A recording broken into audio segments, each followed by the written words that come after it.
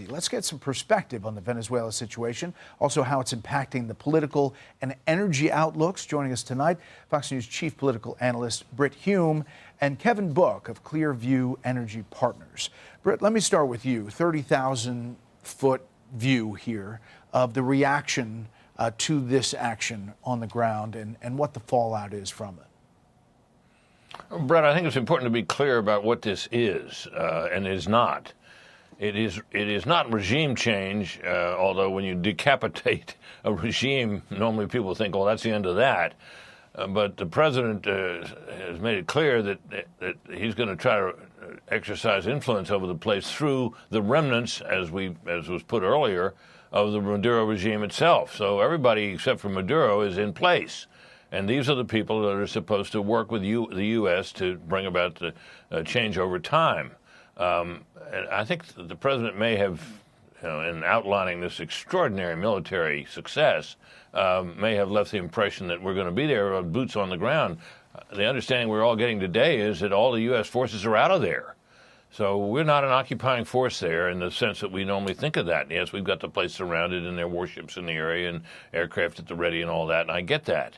But this appears to be something that can be defended by the administration as a law enforcement undertaking, because what they did is they went in there and snatched the suspect and brought him here to face justice. And that seems to me is where we are. As for what's going to happen going forward, it's not at all clear. We've had a lot of these military adventures that were successful in the early going, Brett, that have not ended in happy endings. So right. We can all hope that this will all work out, but it's not an invasion and occupation, as some people are saying. Well, currently the Venezuelan interim leader, Delcy Rodriguez, Britt, is now the interim president, and the going bet is that they're going to put pressure on her through policy, and obviously the armada that's offshore, and with carrots and sticks to be able to get her to toe the line.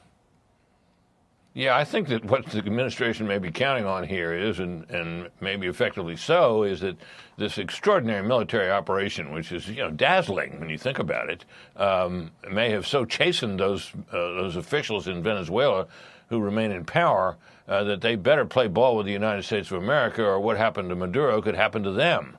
And that may be a credible threat, not only in Venezuela, but in other countries in Latin America, which the U.S. is having difficulties with. All right, Kevin, there's a lot of talk about oil here. Today, Brent crude went up a little bit.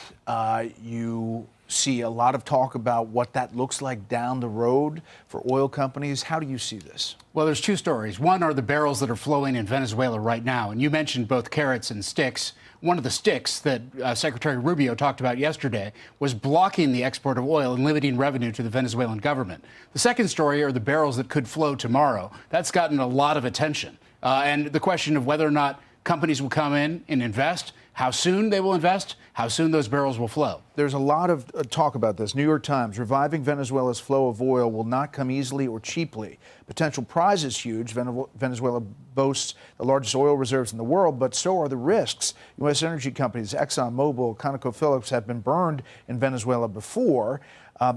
It's complicated, and there would have to be a lot of investment to change that infrastructure, right? Yeah, if you're looking at a wholesale restoration of Venezuela's past oil glory, you're looking at double-digit billions of dollars. And there's problems. It's an incredibly difficult operating environment. Everything from pest control to ports to power. A lot of related and supporting infrastructure you're going to need. And the oil itself is much like Canada. It's a little bit dirtier. It's thick tougher and to viscous, refine. requires more processing. Absolutely. Yeah, Britt, long term, a lot of people, the Democrats criticizing this previously, had said, they're not doing enough in the first administration to get rid of Maduro. So the politics of this are interesting at this moment, too. Once again, Brad, I think what we're seeing is this reflexive reaction against anything and everything that Donald Trump does or says. And I think there's a certain amount of demand for that within the Democratic Party, and a feeling among all these politicians that they have to respond to that. but it keeps getting them in a situation where they seem to be on the side of the bad guys. Nicolas Maduro is an evil dictator. There's no doubt about that. I think most Americans recognize that. Most citizens recognize that. And, here they are appearing, at least by the virtue of attacking the action to bring him to justice as improper, appearing to be on his side. So I think that what we're seeing here, once again, Brett, is what has been, I think, quite accurately referred to as Trump derangement syndrome, and I don't think it leads to a good place for the Democrats. And Kevin, last thing, if you were to look at the price of oil, price of gas that we're paying day to day, where do you look at your crystal ball? Well, right now there's more supply coming out of the ground, believed in the world, than there is demand. That means the price probably trends down. A little bit of that depends on what happens in Venezuela, and for that matter, what happens in Iran. But right now it looks like we're probably headed down. Okay. Kevin, Britt, thank you very much. Thanks for having me.